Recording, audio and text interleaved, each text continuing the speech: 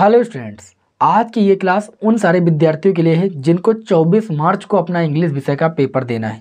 और सभी लोग यही सोच रहे होंगे कि कैसे हम इंग्लिश विषय की तैयारी अब इन बचे हुए दिनों में करें। देखिए, आपके पास अच्छा खासा गैप मिल रहा है और तैयारी करने का अच्छा खासा समय है। बस अब आपको ये समझना है कि किस पोर्शन पर हमें ज़्यादा मेहनत करने की ज़रूरत है जिससे हमको बोर्ड एग्ज़ाम में अच्छे मार्क्स मिल सकें। तो विद्यार्थियों, आज की इस क्लास में आप लोगों को हम बहुत ही अच्छे तरीके से समझाने वाले हैं कि किन टॉपिकों पर आपको अच्छी तरीके से मेहनत कर डालना है जिससे आपको पूरे में पूरे मार्क्स मिल सके, अच्छा खासा आप एक स्कोर कर सके। तो क्लास को अंत तक देखिएगा और चैनल पर नए तो सब्सक्राइब जरूर कीजिएगा जिससे आगे की क्लासों का नोटिफिकेशन आपको मिलता रहे। देखिए, यहाँ पर आपका इस बार का जो इंग्लिश विषय का पेपर है वो आपका 4 सेक्शन में डिवाइड होने वाला है। हिंदी विषय का पेपर तो 2 सेक्शन में ही डिवाइड था, लेकिन इंग्लिश विषय का जो पेपर वो 4 सेक्शन में डिवाइड है। अब प्रत्येक सेक्शन में क्या क्या आपको पढ़ना है और कौन सा सेक्शन आप सभी लोग के लिए ज़्यादा इंपॉर्टेंट है जिस पर आपको ज़्यादा फोकस करनी है। अब देखिए, यहाँ पर बात करें, अगर हम सेक्शन ए की बात करें तो सेक्शन ए आपका होता है 15 मार्क्स का। कितने मार्क्स का होता है? 15 मार्क्स का। सेक्शन ए को बोलते हैं रीडिंग पोर्शन। यहाँ पर सेक्शन बी जो होता है वो राइटिंग होता है, और सेक्शन सी में ग्रामर होती है, और सेक्शन डी में आपका लिटरेचर होता है। आपको हम एक बात बता दें, अगर आप शुरुआत के 3 सेक्शन अच्छे तरीके से पढ़ लेते हो तो अच्छा खासा आप स्कोर कर ले जाओगे, आधे ज़्यादा पेपर आपका तैयार हो जाएगा। लिटरेचर में क्या होता है? लिटरेचर में आपको अगर कुछ भी नहीं आता है ना, तब भी आप लिख डालते हो, ठीक है, कुछ ना कुछ तो आप लिख ही सकते हो। लेकिन आपको ये आगे के जो 3 सेक्शन होते हैं, अगर इनकी तैयारी आप अच्छे तरीके से कर लेते हो तो आप एक बढ़िया बेहतर स्कोर तैयार कर सकते हो, ठीक है। इंग्लिश विषय में डरना नहीं है, बस आपको समझना है। देखिए, यहाँ पर बात करें, जो सेक्शन ए होता है जिसमें रीडिंग पोर्शन होता है, यह 15 मार्क्स का होता है, जिसमें आपको एक अनसीन पैसेज दिया जाता है और उस अनसीन पैसेज पर आपको 4 प्रश्न दिए जाते हैं 3-3 मार्क्स के। उन प्रश्नों का उत्तर अनसीन पैसेज से आपको छांट कर लिखना होता है, ठीक है। तो 12 मार्क्स आपको यहाँ से मिल जाते हैं और 3 वोकैबुलरी क्वेश्चन होते हैं इसी अनसीन पैसेज से, और 3 नंबर आपको यहाँ से मिल जाते हैं। आई बात समझ में? टोटल ये सेक्शन आपका 15 मार्क्स का हो जाता है, और इसको मैं आप लोगों को बहुत ही अच्छे तरीके से सॉल्व कराने वाला हूँ, आपको पढ़ाने वाला हूँ। इसलिए मैं कह रहा हूँ कि चैनल को सब्सक्राइब कर लीजिएगा जिससे नोटिफिकेशन आपको मिलता रहे। तो ये सेक्शन आपका कंप्लीट मैं बहुत ही अच्छे तरीके से करा दूंगा, इसकी टेंशन मत लीजिए। आगे बात करें, यहाँ पर जो आपका सेक्शन बी है, इसमें राइटिंग पोर्शन होता है। इसमें क्या करना है? इसमें आप सभी लोगों को 2 चीज़ें तैयार करनी है, एक आर्टिकल राइटिंग और दूसरा लेटर, ठीक है। इनकी भी क्लासें मैं आपको प्रोवाइड करने वाला हूं और आपको अच्छी तरीके से बताने वाला हूं कि आर्टिकल आप कैसे लिखें अपने बोर्ड एग्जाम में जिससे आपको अच्छे खासे मार्क्स मिले, कोई भी दिक्कत ना हो। कैसे सोच सोच के आपको लिखना है ये भी मैं आपको बताने वाला हूं।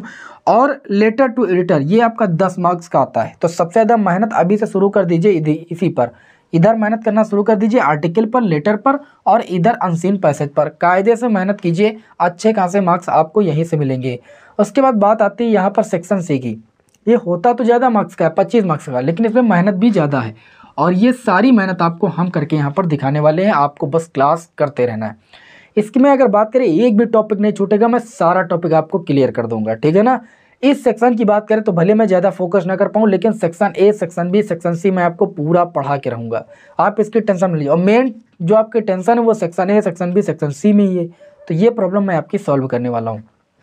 बात करें यहाँ पर सेक्शन सी की, तो सेक्शन सी में आपको देखिए नरेशन है। नरेशन में आपको देखिए, अब इसमें जो आपसे क्वेश्चन पूछे जाएंगे वो आपके इतने टॉपिक से पूछे जाएंगे, मतलब आपको ये सारे टॉपिक तैयार करने हैं, क्वेश्चन कहीं से भी आ सकता है।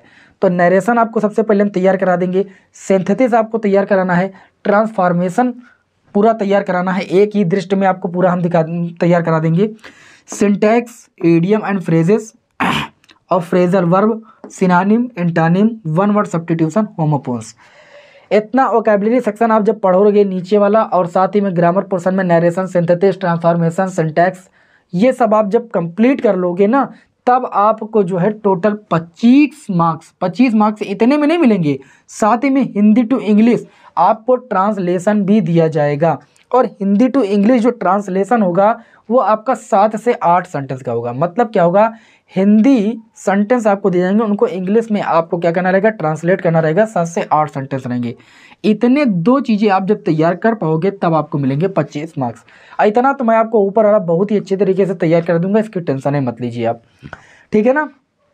साथ ही में जो सेक्शन डी है इसमें क्या करना है, इसमें आपको प्रोज, पोएट्री और सप्लीमेंट्री पढ़ना है, ठीक है, जो कि आप अभी तक पढ़ते आ रहे हो।